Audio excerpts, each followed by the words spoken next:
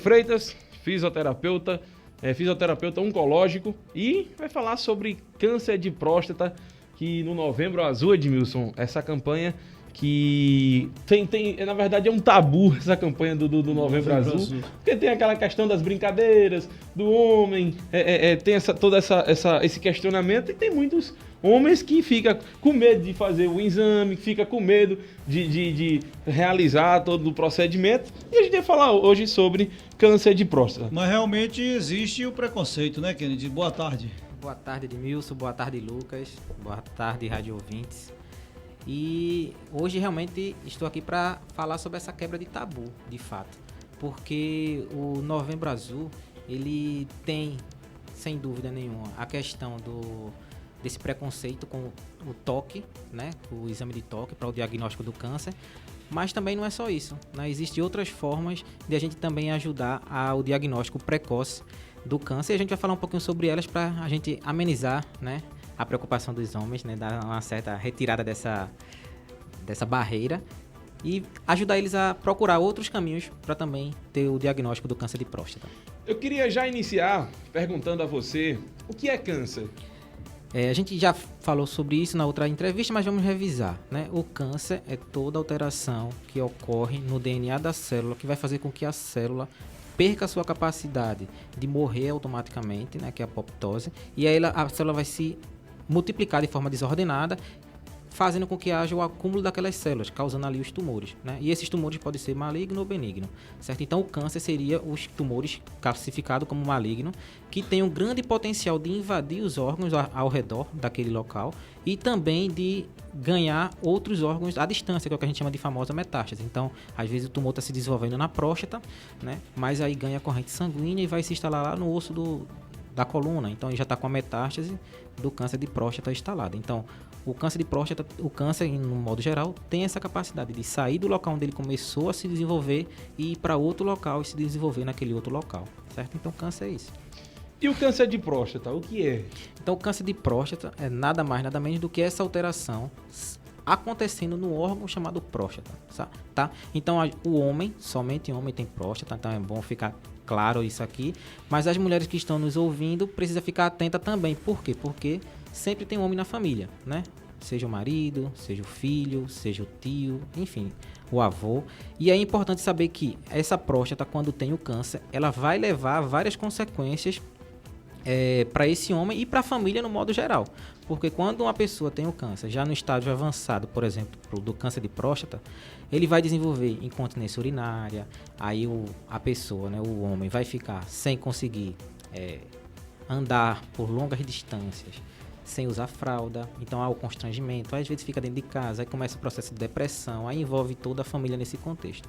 Então, o câncer de próstata é essa alteração na próstata que vai fazer com que as células da próstata comecem a se desenvolver de forma desordenada, causando a tumoração naquela próstata. E, em casos mais avançados, esse câncer vai sair da próstata e vai para outros órgãos, como linfonodos, como ossos, como pulmão, até mesmo o cérebro. Então, o câncer de próstata, se a gente conseguir diagnosticar ele de forma precoce, a gente vai conseguir ter bons resultados no tratamento. Caso não, aí realmente a gente vai ter complicações muito grandes e aí a expectativa de vida dessa pessoa vai reduzir bastante. Ô Kennedy, o que fazer para saber se a pessoa tem câncer de próstata? Pronto, aí começa a brincadeira do tabu, né?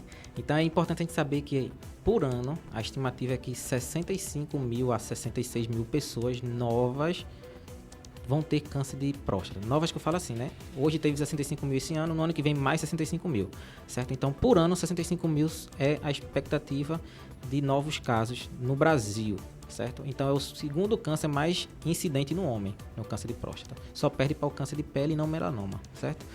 E o que acontece? Para saber ter esse diagnóstico precoce, a gente precisa, primeiro e fundamental, fazer a partir dos 48 anos, todo homem, o PSA. Né? Então, quando ele for para o urologista vai encaminhar o teste, que é um exame de sangue, coleta o sangue e vai se investigar esse marcador, esse PSA, para ver qual é o nível que está, certo? Então, é o primeiro teste que vai ali dar para o médico informação de como aquela próstata está funcionando. Se o PSA está muito alto, significa que está tendo uma atividade na próstata muito grande, né? E isso aí pode ser por vários fatores.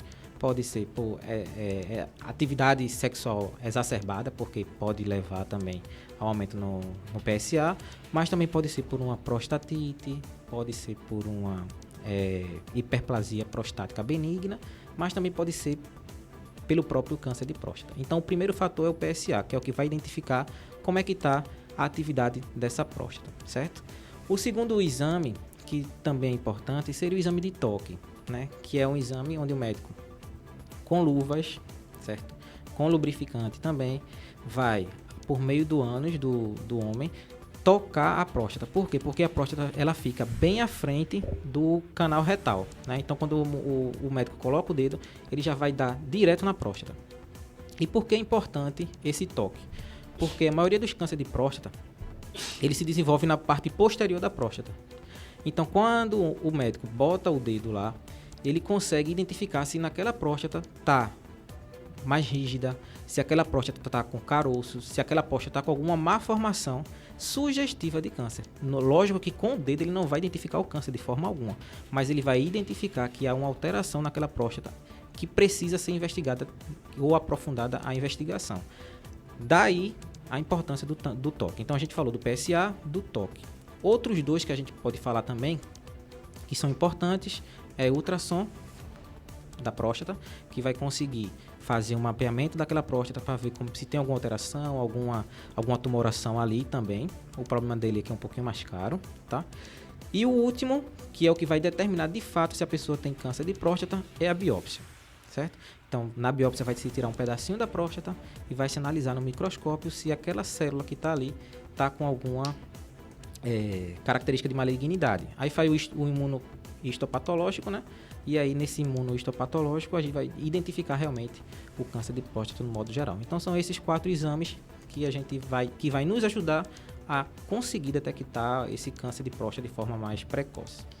Ô Kennedy, quando o paciente ele deve fazer o PCA e também quando ele precisa fazer a ultrassom e, na verdade, o toque. Eu queria que você explicasse cada um dos exames. Pronto, o PSA ele é recomendado a partir dos 48 anos, tá? Para todo tipo de homem. Para os homens que têm histórico na família, no caso, de câncer de próstata no pai, câncer de próstata no irmão, ou no avô, por exemplo, ou até mesmo câncer de mama na mãe ou na avó, é importante que se investigue com 40 anos, tá? Então, desce um pouquinho essa idade, certo? Então, de 40 anos para quem tem fatores de risco mais previamente identificado e 48 anos para o homem numa população geral. Então, o PSA nessa idade. O toque também, quando for fazer o PSA, o médico já vai solicitar e já vai fazer também o exame do toque nessa mesma idade, certo? O ultrassom, ele geralmente é deixado para um momento posterior. Identificando o PSA mais alterado ou identificando um toque também alterado, vai aí para o ultrassom. Não tem idade para esse ultrassom não, certo? É a partir do diagnóstico clínico do paciente e do exame do PSA. Mesma coisa a biópsia. Ninguém vai submeter uma próstata para uma biópsia sem antes ter um achado importante antes, tá? Então, os dois exames vão estar em stand-by, esperando que haja um desenvolvimento aí de diagnóstico, tanto no toque quanto no PSA. Ô Kennedy, voltando a essa questão desse preconceito que os homens têm, na verdade, acho que não é nem questão de preconceito, é mais pela questão das brincadeiras, que um fica tirando com o outro e tal, e fica com esse medo. Mas, por exemplo, fazendo o PSA, tem alguma possibilidade de no PSA já identificar e não precisar do toque, ou precisa do PSA e do toque? É importante que esteja os dois. Por quê? Porque o PSA ele vai identificar, né, uma alteração prostática de ativação da célula prostática. E pode ser que haja uma elevação pequena do PSA, que para o médico não é alarmante, mas que no toque a pessoa já veja uma característica de malignidade, né? Então, é importante que haja essa associação dos dois exames para que o médico possa solicitar o terceiro, por exemplo, que seja o ultrassom. Tá? Então, só o PSA pode mascarar. Por quê? Porque às vezes existe câncer com PSA aumentado, mas não tão aumentado. Se a gente for observar mesmo a estatística, então quem tem um PSA abaixo de 3,5, 4, as chances de ter um câncer é muito baixa, né? Mas quem já tem um PSA de 4 a 10, as chances já aumentam para 25%. Quem tem um PSA acima de 10 já tem as chances daquela alteração ser câncer em 50%. Tá? Então, a alteração no PSA pode ser, como eu falei para vocês, por causa de uma prostatite. Então, apenas uma infecção na próstata. Então, quando for fazer o toque, não vai ver nenhuma irregularidade. Por quê? Porque a próstata vai estar inflamada, mas a característica da próstata vai permanecer normal. Quando eu tenho, por exemplo, uma próstata maior, aumentada, eu vou ter também no toque um aumento, eu vou perceber que a próstata está aumentada, mas eu não vou ver também irregularidades na próstata. Quando é o câncer, pode ser que já apareça ali no toque uma irregularidade, uma anomalia, uma curva ali, um abaulamento, a própria textura da próstata fica diferenciada, fica um pouco mais endurecida. Então, é importante que faça associação dos dois, porque se um der um falso negativo, o outro pode ser que abra os olhos e aí a gente caminha para o terceiro exame, que seria a ultrassom ou a biópsia. E nesse caso aí, como o Lucas estava falando aí sobre a brincadeira, né? Elas são brincadeiras que o pessoal fazem, mas que pode custar uma vida, né? Custa a vida, né? Com certeza. A gente tem, Edmilson... Porque, de fato, o preconceito existe, né? Com certeza. Isso aí é fato, né? E o pior é o seguinte, que por causa desse preconceito, o câncer ele é diagnosticado mais tardiamente. E quanto mais tarde se diagnostica o câncer de próstata, pior fica para o tratamento. Porque, vejam, se a gente tem um câncer de próstata diagnosticado no processo inicial, às vezes o tratamento ele vai ser mínimo, né? Vai ser uma retirada da próstata ou de uma parte da próstata ou da próstata como um todo, mas que às vezes não compromete os nervos, né, que estão ali próximo à região do pênis, não compromete os nervos que estão ali próximo à região da bexiga ou até mesmo os esfíncteres, e aí fica mais fácil da gente preservar a função urinária. Então o paciente tem menos risco de ter incontinência urinária lá na frente, menos risco de ter incontinência fecal também lá para frente. E aí, se a gente diagnostica tardiamente, aí realmente fica mais difícil. Inclusive até a própria metástase, né? Então, se a gente identifica um tumor de próstata só na próstata ou na região próxima à próstata, como por exemplo o linfonodo, ou alguns órgãos ali pertinho, a gente consegue ter uma chance de cura de até 100% com o tratamento, seja ele cirúrgico ou seja ele com radioterapia. Quando a gente já identifica metástase, a chance já cai de cura, né? Então, a chance de cura já cai ali para 31%. Você então, veja a poderia diferença. explicar melhor o que é incontinência urinária para a pessoa que está do outro lado aí entender? Vamos, assim, numa explicação mais ampla? Incontinência urinária significa que a pessoa não consegue segurar o xixi, certo? Então, a pessoa começa a perder o xixi. Então, ele vai andando, quando pensa que não, já fez xixi na roupa. Por quê? Porque ele não consegue prender, ou seja, não consegue ativar a musculatura que consegue segurar o xixi. Então, quando a gente tira a próstata, geralmente tira a inervação dessa musculatura que faz a micção ficar contida, né? O xixi fica preso, e aí que é o esfíncter urinário. Então, o que acontece? Ele fica sempre aberto. Então, à medida que a bexiga enche, o xixi já vai saindo. Então, ele perde as fezes, né? E a mesma forma as fezes. Como eu falei para vocês, a próstata fica na frente do ânus, no canal retal, né? Então, quando a gente começa a ter uma próstata muito grande por causa desse tumor, às vezes a gente tira aquilo ali, né? E aí o cocô vai passar direto também. Então, isso é bastante importante. Mas o que é pior ainda, e o que leva maior risco de suicídio, maior risco de como é que se diz? Problemas mentais, como, por exemplo, ansiedade, depressão, é a questão da perda da potência sexual. Como eu estava falando, né? Quando a gente pega o caso do câncer um pouquinho mais avançado, né? Geralmente o tratamento vai ser o quê? Ou a cirurgia da próstata, que é a retirada da próstata, ou a radioterapia, que é uma colocação de radiação para que aquela próstata seja destruída por aquela radiação. Qual o grande problema desses dois tratamentos? Próximo da próstata passa um nervo que vai inervar o pênis, né? Então, quando vai ser retirada a próstata ou irradiada, pode ser que haja uma lesão nesse nervo e aí a pessoa perca a potência sexual, ou seja, a pipa do vovô não vai subir mais, né? Aí o que acontece? Aí nesses casos começa a questão de problema psicológico, depressão, e aí a pessoa vai acabar afundando ladeira abaixo. Por isso que é importante diagnosticar de forma mais precoce. Por quê?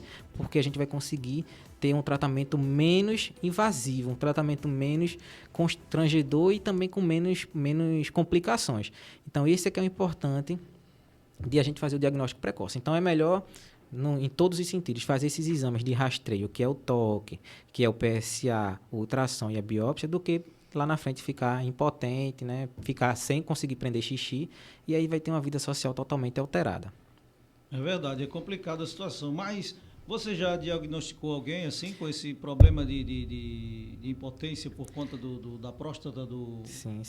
Lá na clínica... do câncer? Sim. Lá na clínica a gente recebe muito paciente que passaram pelo processo cirúrgico ou passaram pela radioterapia e acaba procurando a gente da fisioterapia para tentar resolver os problemas, né? Então, e a fisioterapia ajuda, de fato, esses pacientes a melhorar a sensibilidade. Imagine que você teve uma lesão do nervo e perdeu a sensibilidade, perdeu a parte motora, e a gente vai tentar trabalhar para recuperar aquele nervo, com meio de aparelhos, com também alguns instrumentos que vão fazer com que aquela sensibilidade volte e também que a gente consiga retornar à continência, ou seja, conseguir prender o xixi, né? Conseguir prender o cocô e até mesmo a potência sexual. É difícil, principalmente no caso da potência sexual, mas a gente tem também um tratamento para tentar ajudar essas pessoas a voltar. E em outros casos a gente também encaminha para os médicos ver se a gente consegue alguma questão de prótese peniana, né? Que a gente coloca ali um instrumento para tentar fazer com que a pessoa volte a ter essa ereção. É o último caso, é custoso, mas também existe essa opção. Mas esse aparelho aí, a pessoa consegue se relacionar bem? Quem usa diz que sim, né? Mas eu acho que seja um pouco diferente, um pouco estranho, né? A ideia é que não se chegue a esse nível, né? Se busque o diagnóstico precoce, se busque o tratamento precoce para que tenha mais chance de cura e evitar essas complicações mais graves. Por isso a campanha, por isso que você está aqui no rádio hoje falando com as pessoas, para que as pessoas procurem o médico o mais rápido possível nessa faixa aí dos 40 anos, não é isso? 40 anos, principalmente para quem for obeso, quem for negro, da pele negra, tá?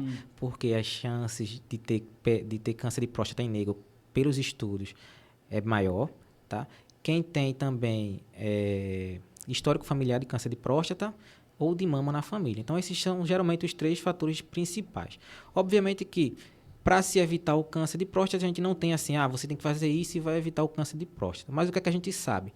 Quem tem uma vida ativa esportivamente falando, né? Então faz caminhada, corre, né? Tem uma atividade física regular, geralmente tem menos chance de ter qualquer tipo de câncer, né? Pacientes também que têm uma boa alimentação, obviamente, né? Alimentação e atividade física leva a pessoa a não ser sedentária, então quem é sedentário também tem a mais chance. E também pessoas que a gente pede que evitem o uso excessivo de álcool e fumo. Tá? Então, quando a gente vai ver câncer de bexiga, muita gente fuma, né? Câncer de próstata, muita gente também fuma. Então, é importante a gente reduzir. Não tem uma associação direta, não tem estudo que diga assim, quem fuma vai ter, né? Quem não fuma não vai ter. Né? Mas a gente vê que os casos mais avançados de câncer, quando a gente vai escutar o paciente, na história tem lá um fumo, né, associado, tem também a questão de ser mais obeso. Então, os cânceres mais agressivos, mais avançados, geralmente tem essa história no meio. Então, é bom evitar esses tipos de problema. E a pessoa que teve uma vida, uma vida sexual muito ativa, começou muito novo, tem algum problema também? Não. Isso aí não, né? Isso aí não tem nada, não. Ajuda a não ter o câncer de próstata, ajuda a próstata ficar saudável, tendo relação sexual? Como é não. Tem alguma coisa a ver, não? Não tem muita coisa a ver, não, isso não. Inclusive, saiu até um estudo recentemente, em 2011, falando de pessoas que fazem ciclismo.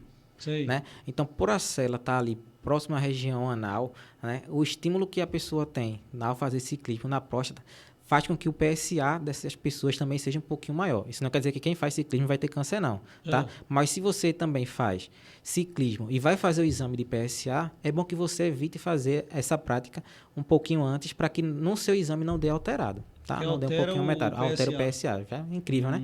Então, é bom a gente falar sobre isso porque, por exemplo, na sexta-feira agora, vai ter uma ação que é promovida pela Secretaria de Saúde lá na Casa Verde, na barragem, no antigo Colégio Vitória Régia.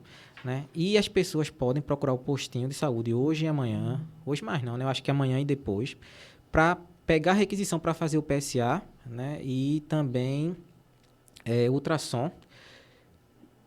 E é importante que a pessoa vá logo, porque a pessoa tem que ter pelo menos 3 dias sem atividade sexual, né? E pegar essa requisição quando for na sexta-feira fazer. Então, ficar quarta, quinta e a própria sexta, né? Sem atividade sexual para poder fazer esse exame de PSA e não dar alterado o exame.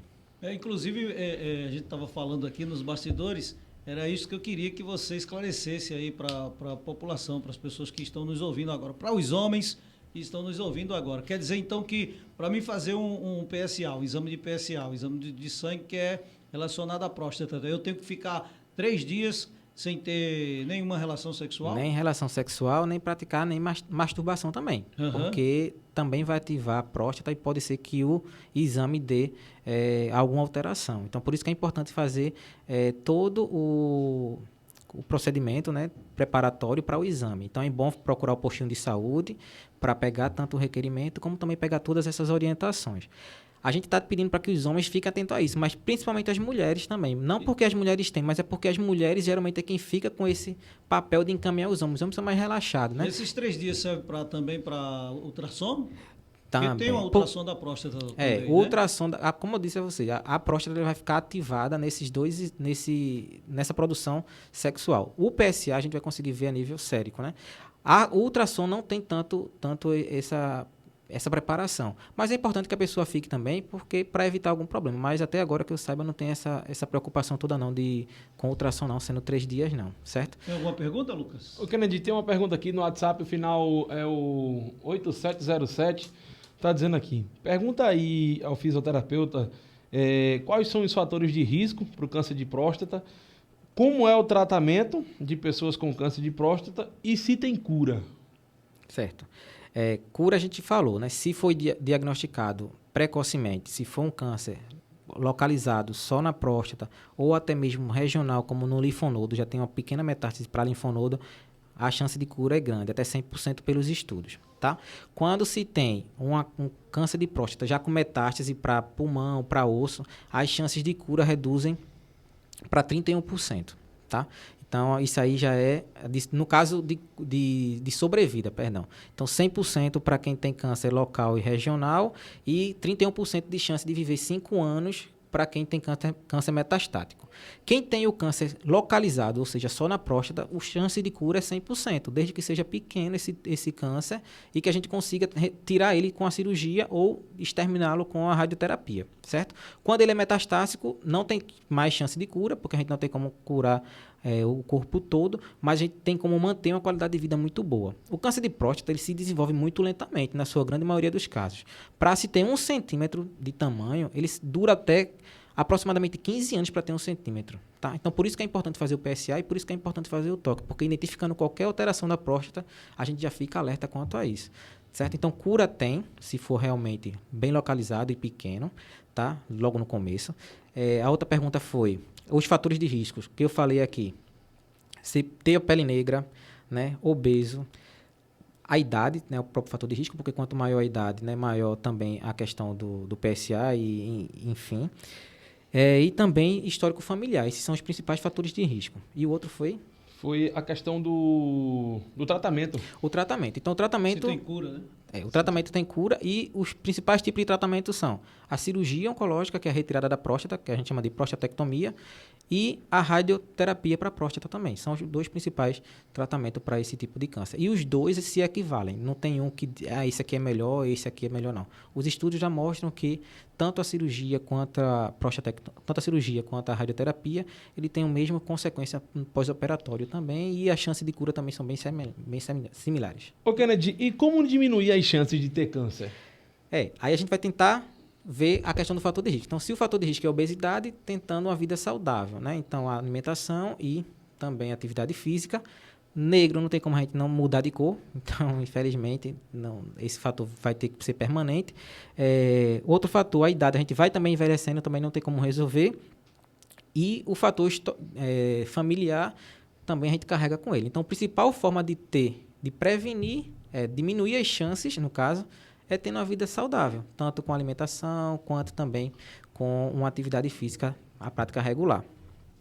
Ô Kennedy, você é fisioterapeuta e além de ser fisioterapeuta, você também é fisioterapeuta oncológico, que também mexe com essa questão de câncer. E como a fisioterapia pode ajudar as pessoas com a metástase causada pelo câncer de próstata? Pronto, é importantíssimo, porque veja, geralmente a metástase do câncer de próstata, ela vai se desenvolver principalmente nos ossos, tá? Então, se a gente tem o paciente com câncer nos ossos metastático, um dos principais sintomas que o paciente vai ter é dor, né? Então, a fisioterapia vai ajudar na redução da dor desses pacientes, então, com vários tipos de aparelho. E quando a pessoa, durante o tratamento oncológico, desenvolve a incontinência urinária, desenvolve também a impotência sexual, a gente também tem aparelhos que vai ajudar a ele recuperar a continência e recuperar também a potência sexual. Então, a fisioterapia vai atuar de acordo com o que o paciente vai apresentar, seja ele na parte urinária, seja ele na parte sexual ou mesmo na parte questão de dor e outros sintomas. Além disso, a gente também orienta, né? Então, se o paciente vai ter, né, já está tendo incontinência urinária, a gente vai orientar ele a não tomar algumas bebidas que facilitam o xixi, então, por exemplo, cerveja, café, água de coco. Então, a gente vai pedir para que ele haja a redução desse tipo de bebida para que ele consiga ter um melhor controle desse xixi. A gente orienta exercícios para que ele consiga fazer a contração de outras musculaturas que vão substituir os músculos que estão inativados pela cirurgia e ele tentar manter o xixi e o cocô, no caso, né, por mais tempo. Muito bem, então são 2 horas. Vai fazer mais uma pergunta? Kennedy, eu queria, para a gente finalizar a nossa conversa, o nosso bate-papo, que foi rico e bastante importante para a população, eu queria que você, nesse finalzinho, fizesse para a gente uma palestra, uma pequena palestra e uma conscientização maior para que o público faça, sim, o exame do toque, faça o PSA e incentive também ao pessoal a parar com esse tipo de preconceito, a parar com esse tipo de brincadeira e o quão é importante ser feito o exame, Kennedy. Bem, Lucas, eu queria falar para todos vocês que estão nos ouvindo, né, que busquem, né, uma orientação, uma avaliação com o urologista, certo? Peça para fazer o PSA a partir dos 40, para quem for negro, para quem tem histórico na família, e 48 anos, para demais homens na nossa cidade ou em qualquer local, para que seja verificado o PSA, né? Faça o exame de toque, deixe essa história do preconceito de lado. Você também não precisa sair falando para ninguém que fez, né? É só você e o médico. Então, faça o exame de toque. Se for necessário fazer ultrassom, busque fazer ultrassom, busque fazer a biópsia e, se for câncer, faça o tratamento de forma mais rápida e de forma precoce. Por quê? Porque você vai ter menos complicações, você vai ter uma qualidade de vida muito boa. E se o câncer for diagnosticado bem no início, você vai ter 100% de chance de cura e vai ter 100% de chance de viver mais 5 anos, pelo menos mais 5 anos do lado das pessoas que você ama, né? Então, deixa o preconceito de lado, vai se cuidar e lembre-se, né? Quanto antes diagnosticado o câncer, mais chance de cura ele tem. Então, é a minha orientação que eu dou a todos vocês que estão nos ouvindo. Queria agradecer a Lucas, a Escília, a Edmilson, né, e a todos que estão nos ouvindo por ficar até agora, né, nos ouvindo, e estamos à disposição para tirar qualquer dúvida, a voltar aqui, se for o caso, para falar mais um pouquinho. E é isso. Muito bem, 2 horas, 2 minutos, conversamos com o Kennedy, né, e deu essa aula aí para todo mundo e para você se cuidar, procurar aí o seu médico e fazer o seu exame o mais rápido possível, né?